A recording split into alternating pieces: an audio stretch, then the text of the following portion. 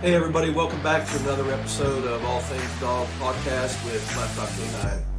I appreciate you all joining in. This is going to be kind of a quick one today.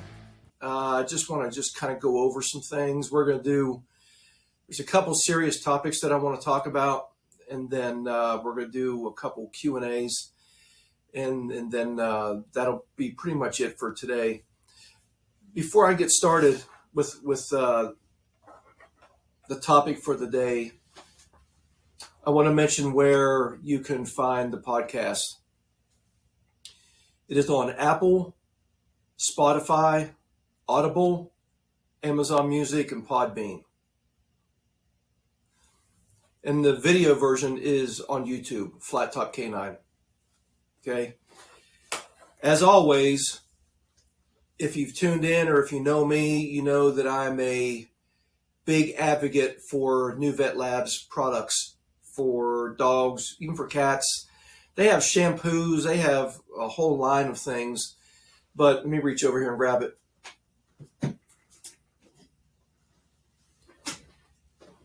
These are the only two products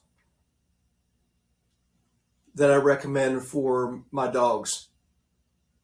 This one is a prebiotic, okay? Skin, coat, gut, immune system, absolutely incredible, okay? This one here is New Joint DS. If you have a large breed dog, or even if you got a smaller dog, you can cut the wafers in fourths. And that's what we do for our little dog, Maggie. I've said it before, I'll say it again. My female was coming up lame in her back end, and I started her on this. Within a few days, she was back moving again, and within a month, she was back to normal, and she continues to be fine. And all of our dogs, 3 Shepherds and a little Maltipoo, get these products every single day. You can go to the website, flattopk9.com, under health and nutrition. There's a lot of information right there, and there's links that you can click on. You cannot buy this off a shelf, okay? You can only get it through a distributor like myself, so there is an order code on there, and I do make a few cents on it. Honestly, I don't even know what it is, but I do make a little bit on it, but that's not important to me. What is important is that your dogs are taken care of, okay? You want to be proactive and not reactive later. Don't wait until something happens. Get your dog on this, and several of my clients, other people that are not even my clients, have started the product and are just so grateful. I've got friends that their dog, they was on other products, and their dog just wasn't showing improvement like for a year or two. And within a week of being on this joint supplement, they said it was like their dog was a young dog again, and the dog is like over 10 years old. So again, go to the website, flattopk9.com, health and nutrition. You'll see all the information there. Guys, listen, there is a 60-day money-back guarantee. Okay? Now, if you have no issues with your dog, if they're not showing any signs of anything, gut issues or whatever, then you're probably not going to see anything. You just need to know that you're putting the best product made into your dogs. Okay? If something happens where you're, like last night, I told my wife, I said, tell this lady about this product. All the vet wants to do is just dope the dog up. Tell her about this product. I believe it is going to help the dog. So check it out. Okay. All right. Today's topic is very serious. Okay. I talk to a lot of people about training. And most of the time, people are just looking for the lowest price that they can find with training. Okay? And folks, I'm telling you, don't do that. I know everybody has a budget. well, maybe not everybody, but a lot of people have budgets. If you find a trainer that you like, that you connect with, they run an ethical business, they treat the dog right, they allow you to come and look at their facility, which a lot of them don't. They want to meet you in a park somewhere. You never see where the dogs are going to be kept. If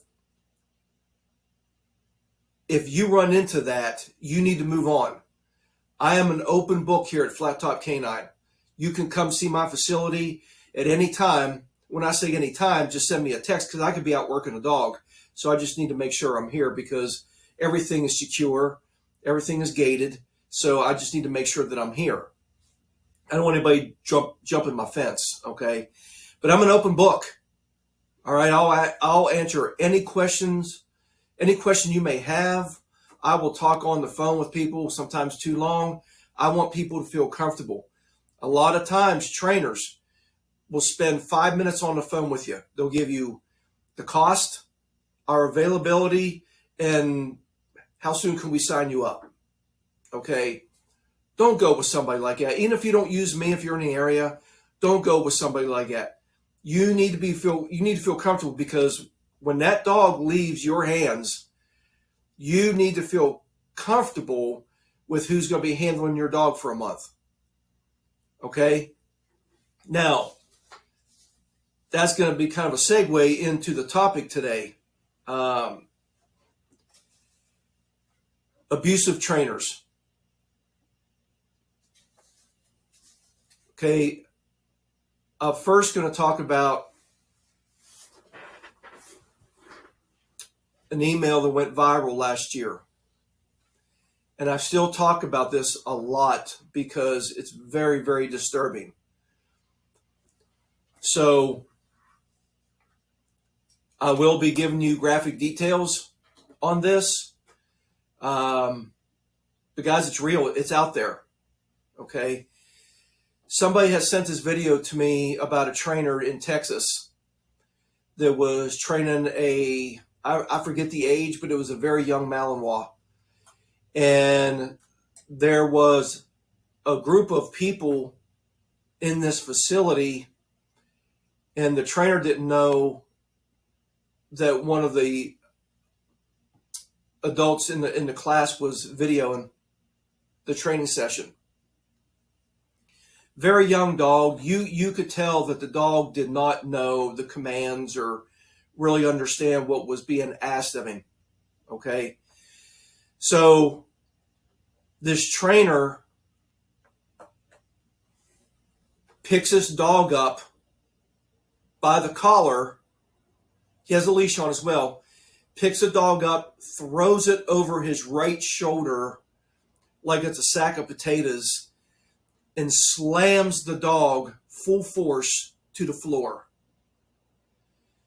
The dog is screaming, and it's a mess. Okay, the dog wouldn't get up. So I had several people contact me about it. I contacted some people about it. We ended up, I don't want to give too much information, but I got a law enforcement officer involved, and he did some checking, and there were some charges brought against this guy. Okay. Now, from what I understand, this guy's training facility was right behind the sheriff's department in the town, in this town in Texas. I'm going to assume that he even does some training for the sheriff's department. Okay, but now this trainer got some charges brought against him. He broke the dog's back and pelvis. Okay, so these are the kind of douchebags that are out there. Okay, and it's just not in Texas. I'm in Murfreesboro, Tennessee, and they are right here in Murfreesboro, Tennessee. There are trainers here that people have trusted these trainers with their dogs, and dogs have died in their care. They didn't, excuse me, dogs have gotten pregnant in their care. It's just, I don't understand that. You know, my bread and butter are boarding trains. And I find myself in a position where I feel like I am really having to, what's the words I'm looking for? Really prove myself a lot harder to these people when they call me, because of these other idiot trainers out there that cause harm, even death, to these dogs when they're taken in for boarding trains. So they call and they talk to these people, and then they find out through the internet or whatever, or somebody else says, no, don't go there, or don't go there. And I've had people say that, don't take a dog to him, but it's nothing that I've done. It's just because of the horror stories that they have heard about other trainers. And I totally understand. So I find that it's more work now to convince somebody that I'm going to treat your dog like it's my own personal dog.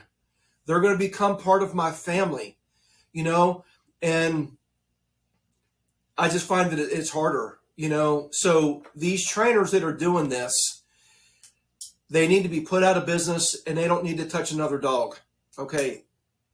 I have several names that I can drop, but I'm not going to, because I don't want to get into a legal battle if one of them hears my podcast.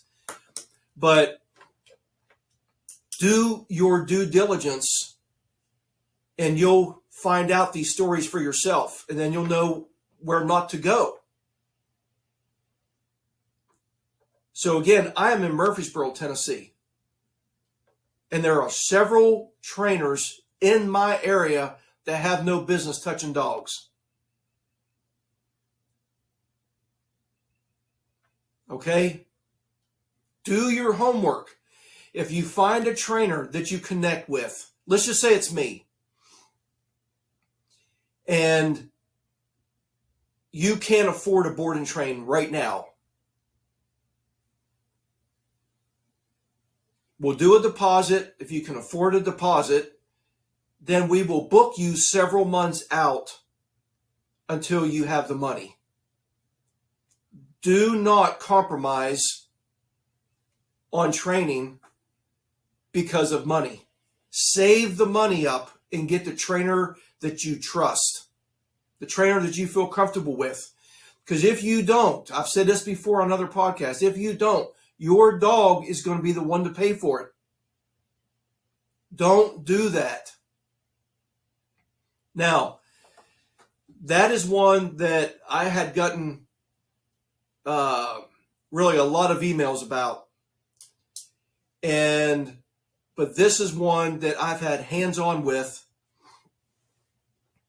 They had gone to another popular training company here in Murfreesboro. Okay? I have retrained multiple dogs that have gone to this trainer. My understanding is they're no longer in business, and if that's true, that's good, because they shouldn't be. They have destroyed so many dogs that it's nauseating. I've had dogs come in my office, which is where I keep the dogs, is where I am right now, where they come to me for a boarding train, that have peed and pooped on my floor at the sight of an e-collar. Folks, that shouldn't happen. And I'm a huge advocate for e-collar. Okay? It's not mandatory. When you come to me, it's not the foundation for my training. It's an additional tool to offer the dog off-leash freedom. Okay? And it's taught in a humane way. Some of these other idiots They don't. They do 2-week board and trains, and it's just constant pressure to the dog. Okay? So this dog went to one of the very well-known companies here in town. Okay? Only thing I'm going to say is, I'm not going to say their whole name, but I'll just say this, and you can look it up if you want to look it up. The last part of their business name is K9. So is mine. Okay? But do your research. Look these names. Look at every trainer in Murfreesboro that ends with K9, and then start looking at reviews and looking at history and all these things, and you'll find stories and just devastation. Really, honestly, I mean, it's awful. This couple called me, and they had a Doberman that they've had issues with. They said it was aggression towards people. They couldn't walk the dog. They couldn't. It was pretty bad in what they were describing to me. It was pretty bad. So I scheduled them for an evaluation, and like I always do, I meet the people outside with the dog. So I pulled up in front of the house, and I stayed. My driver's side of the truck was facing the street, and so I kind of stayed behind my truck. They come out of the house with this Doberman, and you could already tell that he was just, man, he was beefed up and everything. I didn't say anything. I don't know, maybe for about 15, 20 seconds, I didn't say anything. Okay. And then I finally came out from behind my truck, and I said, hello, and the dog went nuts. Came at the end of the leash, and they could barely hold him back. And so I said, just stay right there. I'm going to stay right here. And then the dog finally started to calm down, and I had him come a little bit closer. And then I said, okay, let's get into this a little bit more. I said, tell me more about the dog. Tell me what happened with this other company. What did they do to your dog? And they said that the reason why they went to this company, because one of the trainers was the wife's best friend. So they went, and as soon as they got there, I believe the trainer had the wife put the e-collar on the dog. So fast forward just a little bit, now the dog is starting to react towards the trainer, and he's pretty much flipping out on the leash. So right away, the trainer dialed the e-collar pretty high. She didn't know the number, and just kept shocking the dog over and over again. And the dog just started flopping like a fish, broke away from the husband. So now the dog is running around in the facility, dragging the leash. And she continues to dial up and shocking the dog. She did tell me at one point it was on a 99. Okay, now this unit goes to 100. Not that one more number is really going to make that much of a difference. She was trying to shock this dog into submission. And the dog just kept getting worse and worse and worse, which is normally what would happen. So by this time, the wife is crying, and while we're standing there talking, her father pulls up because he wanted to be involved in the evaluation. And I said, well, I can tell you right now, we're not doing any e-collar. Okay. If you decide to do training later on, a board and train. If you want that, I promise you, your dog will love it by the time I'm done with it. So I said, what are your goals right now? And they said, we can't walk our dog. And I said, okay, let me see. And as soon as the husband takes off with the dog, I mean, the dog's all over the place. I mean, just, he's got two hands on the leash and he can't even hardly hold the dog. So I said, okay, I brought some tools with me. I said, if we're going to do this, and if we're going to get results, we need to use the proper tools. As I always say, you know, if you're going to drive a nail, you don't go get a screwdriver. Okay, you get the proper tool. So I went back to my truck, and I got a Hermspringer 2.25 prong collar. I put it on each of their arms. I demonstrated it. I let them see that it was no big deal. And then I said, I want you to put this and see how it fits on the dog. And it fit perfectly. But as soon as we put it around the dog's neck and hooked it together, the dog's eyes went like this. He could feel a change. And I said, okay, here's what we're going to do. I'm going to stay over here. We're going to take turns. For the first time, I'm going to walk with the husband. And God is my witness. From the very first step, that Doberman was in a beautiful, beautiful heel with the husband. I mean, it was beautiful. He walked down the street a little ways, turned around, the dog was right by him. Then we handed off to the wife, and the same thing. And so I walked down with her. We came back, and when we got back, the dog did an automatic sit. And he's never been taught to do an automatic sit, especially because they couldn't walk him. So he didn't know that when they come to a stop on a walk, to do an automatic sit. And I'm standing there, I'm like, guys, this is incredible.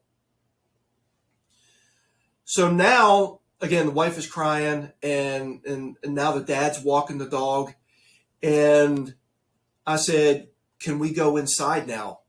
And they were a little bit nervous. You know, again, I'm not handling the dog right now.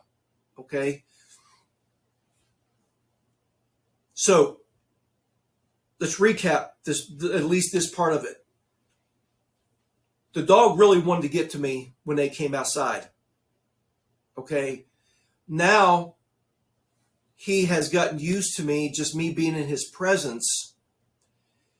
And now he has calmed down. He went on a nice walk. And now we're going into the house, and they take him off leash, and we just let him go about the house. I didn't do anything with him. And we stood in there for a few minutes, and then I said, let's go out in the backyard. So they had a pretty good sized backyard, and we're on this patio. The dad's standing in the doorway, and the husband and wife are sitting in two chairs, and I'm just standing there. And the dog is running around the yard. And after maybe a couple minutes, that dog came up broadside to me, and I reached down and I started petting him. And I just started petting him, and he looks up directly into my eyes as to say, thank you.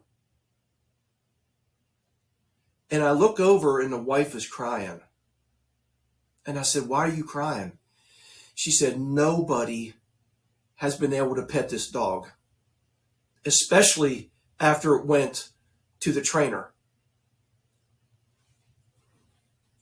And I started playing with the dog. And he was great, kept coming back to me. And it's just like the dogs, even though I didn't handle that dog, I believe that dog can sense that there is true leadership present. And so I ran into the husband last year, and I said, "Man, how is your dog doing?" You know, and you're kind of like, "How's your dog doing?" And he said, "Man, he's great. He's great, man. He's great." And thank God that was a success story for that particular dog that I was able to help salvage, you know, and save his life. Because they really thought that they were going to have to put this dog down. Now, the wife did say that her and her trainer, that they were best friends. She said, we're no longer even friends anymore. But guys, I'm telling you this because this is a lot of what is out there.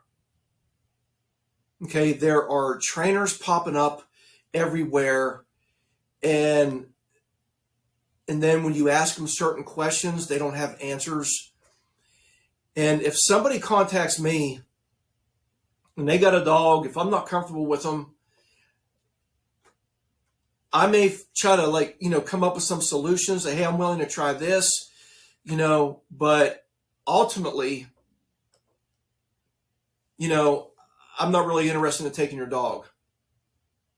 You know, I don't like taking on dogs that I know before they even walk on my property that I'm going to get bit. Have I gotten bit before? Yes. But knowing that that dog is going to bite me for sure, I'm not interested, you know, because that can put me down, you know, for being able to help other people with their dogs. Okay. So just real quick, there's a lady that is having an issue with her German Shepherd, and she's had this dog since 8 weeks old. Now, let me first say, a lot of people say aggression when most of the time, maybe not most, most of the time, it's just reactivity. But I understand if you're not educated, you don't really know the difference. So most people would interpret it as aggression, okay? But she says this dog has shown signs of aggression at a very young age. They worked with a trainer. The dog is 2 years old now. She's had it since it was 8 weeks old. The dog is 2 years old now.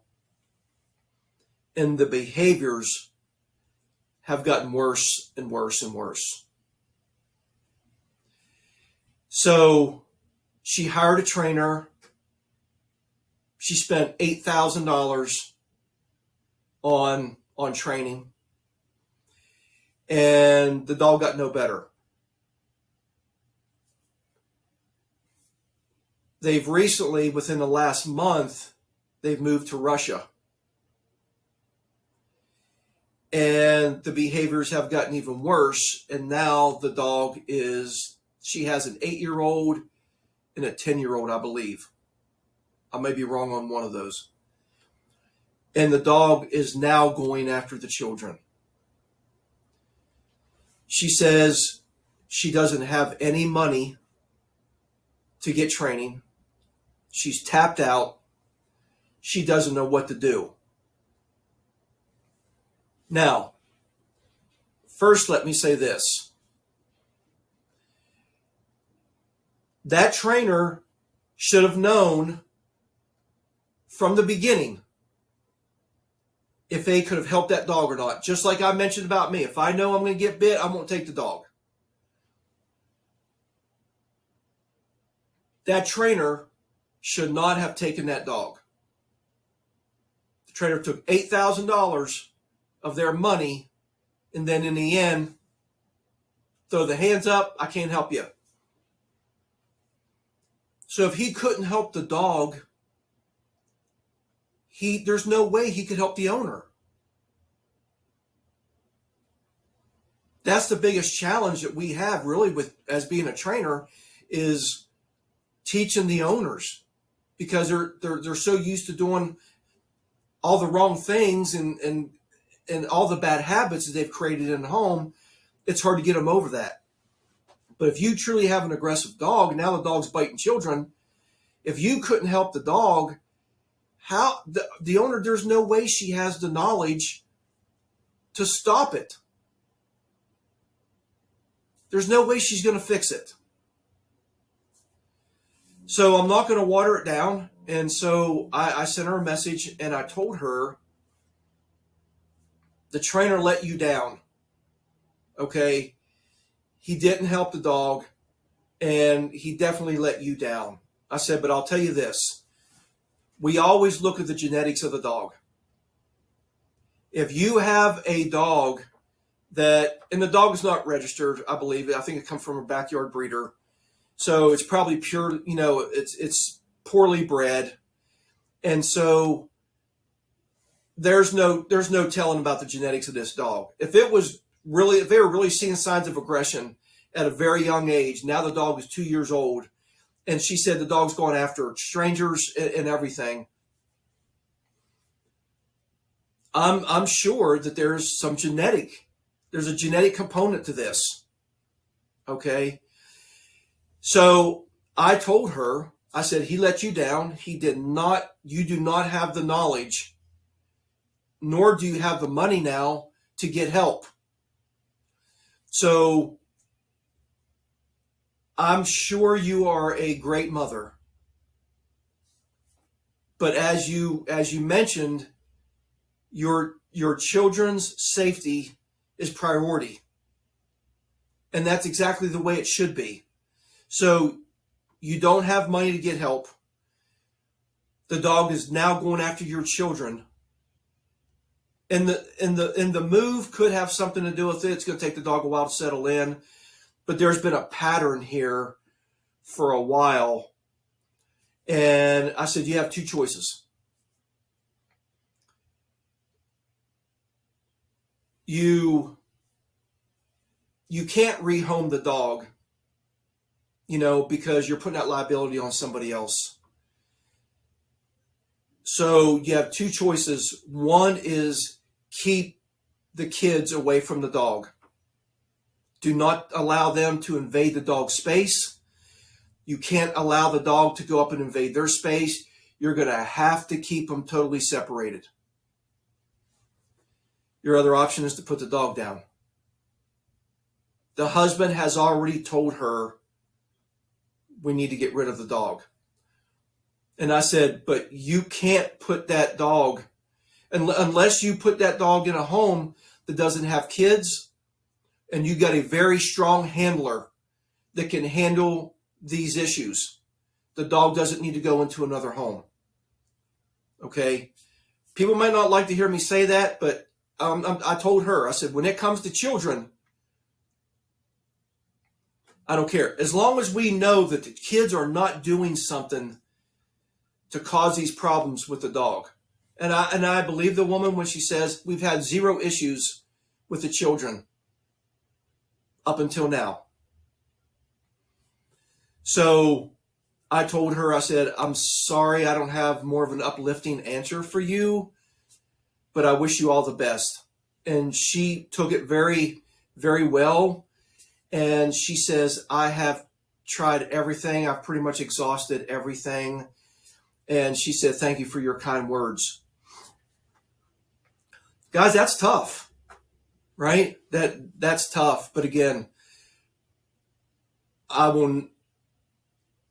know this lady's on the front end of it, but I will never understand people that have an aggressive dog in the home, excuse me, that has attacked several times, and they can continue, and they're walking on eggshells all the time. If you don't have a solution or a way to get a solution, if you do not have a way to get help, get rid of the dog. Send it to a rescue so they can rescues anymore. They don't vet families like they should. Shame on them, because a lot of them don't. And I see it. I just saw it last week. So, people fostering for these rescues, and they don't even go do a site visit at the home? What kind of rescue is that? So again, just to recap, be very careful with trainers. Okay.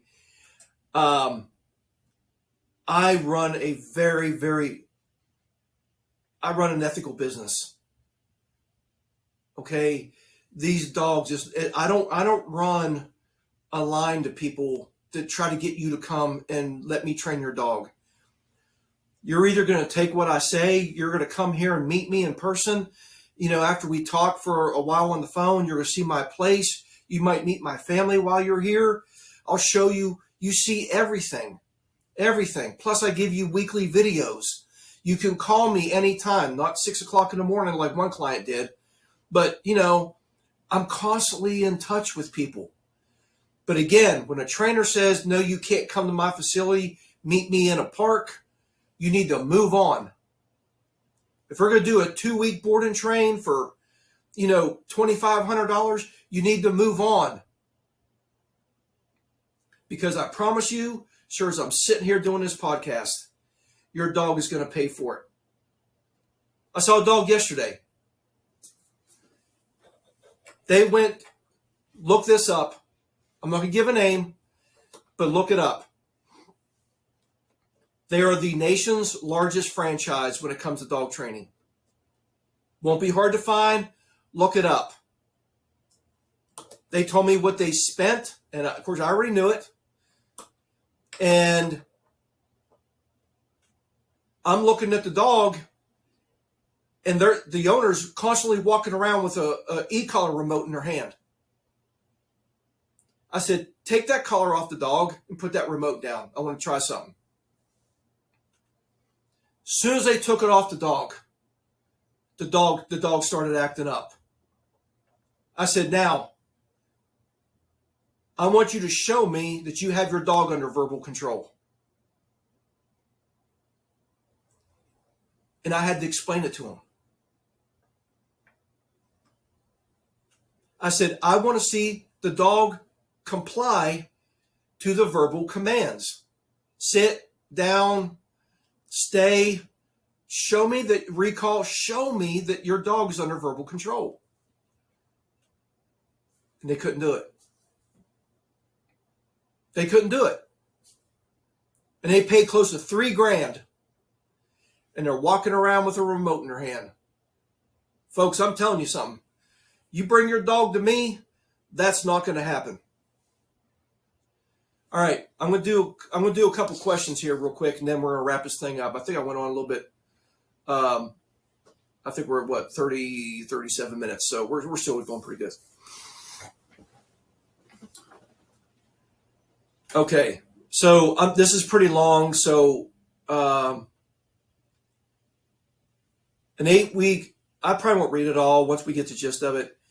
The lady said, I really need some guidance. When our 8-week-old German Shepherd boy gets tired and wants to nap, the calm and playful situation escalates and he starts targeting our feet, legs, hands, etc., and becomes a bit aggressive. Okay, see, again, there's that word, aggressive. I can manage him, but my wife and my mother-in-law is having a tough time with him. When I try to correct this with a toy, which he probably means redirect it, he doesn't want the toy and he continues to try to go for me. I've managed to have him stop by commanding him to sit for our food training routine. But after a few seconds, the biting frenzy just continues. The stop or no command doesn't seem to work. So, okay, let me get fast forward. We've also started using a spray bottle with water and some apple cider vinegar. But apple cider vinegar, like everything else now, is kind of expensive, so you're probably not going to use a whole lot of that, which deters the attack but doesn't correct the behavior. All right, here we go. Okay, so Okay, I don't really need to read anything else.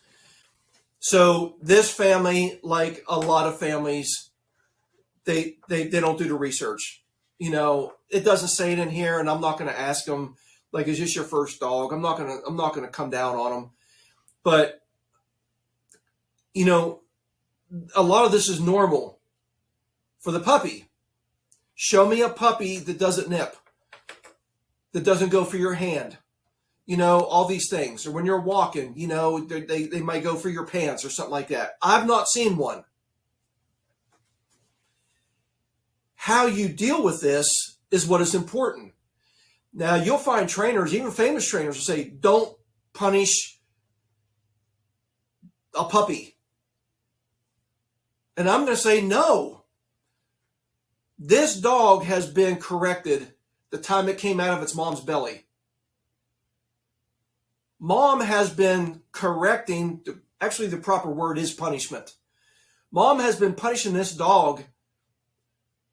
Think about it, if that dog comes up and nurses on her too tight, and bites her.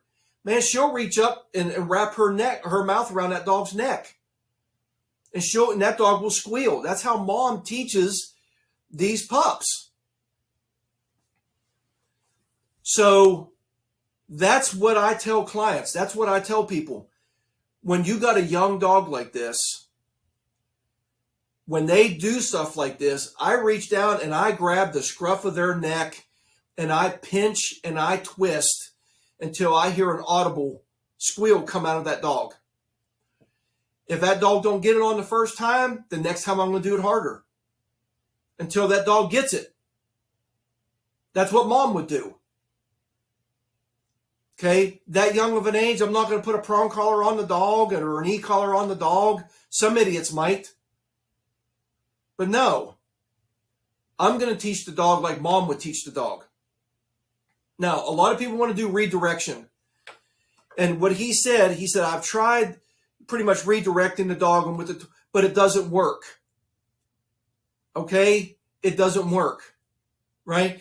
Again, I'm going to go back to the analogy that I love to use is if you come home from work and your kids have taken a Sharpie and wrote all over your walls, and all you do is walk up to them and take the Sharpies out of their hands and go put them in a drawer.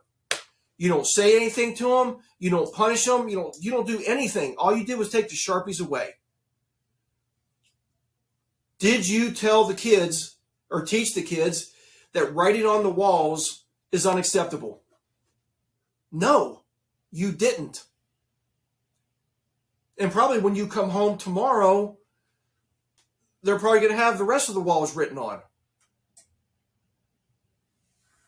So these puppies are being punished from the time they come out of the mom. So there is nothing wrong with grabbing the scruff of the neck and pinching the dog. Pinch and twist right behind the ears, at the base of the neck. That's what I would do. Okay? Are you going to walk he with the water bottle, with the apple cider vinegar? Do you want to walk around with a water bottle all the time? No. Nobody wants to do that, and that comes from, people just, either they don't know how or they're not willing. They fall into the purely positive or force-free cult, like I'm not going to punish my dog. Had a lady yesterday that said that she was having a hard time walking her German Shepherd, 6 or 7 months old. And then, of course, so nobody else can, right? So I look at the picture and she's walking a dog on a harness. And first thing I do when I see somebody with a harness, I say, either take it back to the store, get your money back, or hang it up. Don't put it on the dog. If you want to go roller skating or pull a sled, then go for it. But get that off the dog. Get you a Herm Springer 2.25 prong collar. It's the most humane collar that you can wear on the dog. Folks, even though it looks bad, it is actually designed not to hurt the dog. Can you cause some discomfort? Yes. but so can a car if your dog runs out in front of it. Okay? So to apply a little bit of pressure on the dog with a prong collar for a second or half of a second is nothing compared to the life that you can have with your dog by going on a nice walk.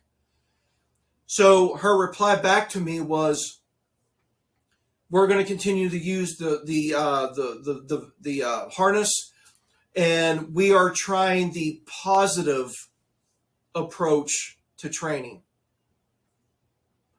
And I said, ma'am, what collar you wear on the dog has nothing to do with positive training. You can mess up your dog's shoulders from a harness. Depending on the harness, some are worse than others. A flat collar like you'd buy at PetSmart that you put your rabies tag on, that can bust a dog's trachea if they pull really hard. It can bruise it. I mean, it can. That will not happen with a prong collar.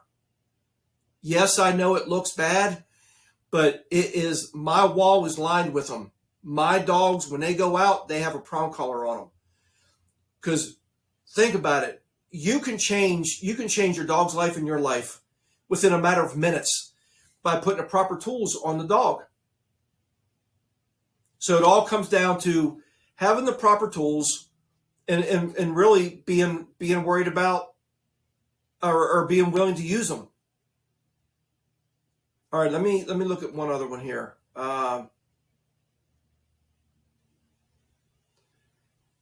Okay, let's see here.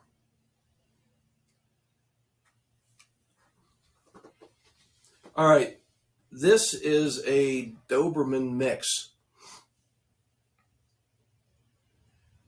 We have two dogs and a very sweet kitty cat. Our dog is the newest to the family. She's 3.5 months old and an absolute sweetheart. That's what they all say. Especially with our other dog, and he's a mix. However, the kitty cat and her don't get along the best, and I'm worried she's going to end up hurting our cat. I don't think they're fighting. Our dog just plays very hard. She bites and nips a lot because of the land shark stage, but it's constant. Okay. No matter what I do, she will just keep at it. Any advice, tips is greatly appreciated. All right. Here's what happens a lot of time, folks. People already have the cats, like in this situation, and they have another dog that is perfectly fine with the cat. Okay. And so they just kind of assume that when a new dog is brought into the home, that everything is just going to automatically be okay. And that is not the case, clearly. Okay. Doesn't sound like the dog is causing any damage, but there's some fear there.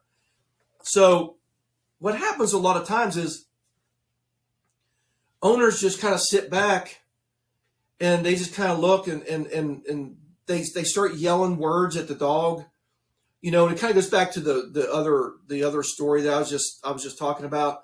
The guy was yelling commands at the dog and stuff like that. We have to understand, guys, dogs don't understand English. It's not their language. Okay? Dogs learn and they know intonations, inflections, and they start putting things together. Okay? But people will talk to their dog in sentences and they think their dog understands them. And I said, okay, if you think your dog understands English, have him repeat back to you what you just said. Now, I know that's corny, right? But I'm just trying to make a point. So you got to remember, it takes repetitions over and over and over, sometimes hundreds, for the dog to get it. So if you just start talking to your dog and people are like, my dog's not listening. We've had the dog 3 days and you're saying a bunch of words to it. If you want to confuse your dog, talk to it. Okay, talk to it. So what this lady's going to have to do is she's going to have to control the space. She's going to have to keep them separated. Or if she's going to have that meet and greet, if you will, she's just going to have to control. She's going to have to control the dog. The dog is old enough now where you could put like a prong collar or a slip lead on the dog. Like if I was to do a prong collar, I would keep it not like hanging, but fairly loose on the dog's neck, and then I could correct the dog that way. Some trainers would go ahead and put the e-collar on the dog, and I don't know the dog. If the dog is pretty confident dog and pretty mature for the age, it may be an option, but that's not the direction that I would go. But just keep them separated, if you can. But definitely, if they're going to be together, the dog needs to be on a leash so you can teach the dog. But I think ultimately, you cannot force a dog to like a cat and a cat to like a dog. You can't. I've got a dog here that would probably be okay with a cat. My other two ain't going to happen. All right. All right, folks. That's it for today. Listen, I'm getting good feedback from the other platforms, getting more followers. So please tell your friends about the podcast. Like, subscribe, and share. Again, on YouTube. It's all over the place. It's actually pretty cool to go to these platforms and see all these podcast episodes up there. But before I leave, again, this is so important. If you're out there listening to this right now, please, please, please, if you're looking for a trainer, you better do your homework. Get somebody that's going to spend time with you on the phone. Take the time to answer your questions and more questions and more questions. Somebody that allows you to come to their place and see their place. See where the dogs are kept. The dogs come to me are kept inside my home. If they're going to be kept in an outdoor kennel, I wouldn't do it. So do your homework, because remember, your dog could be the one that's going to pay for it. All right, guys, I appreciate you, and I'll see you next week.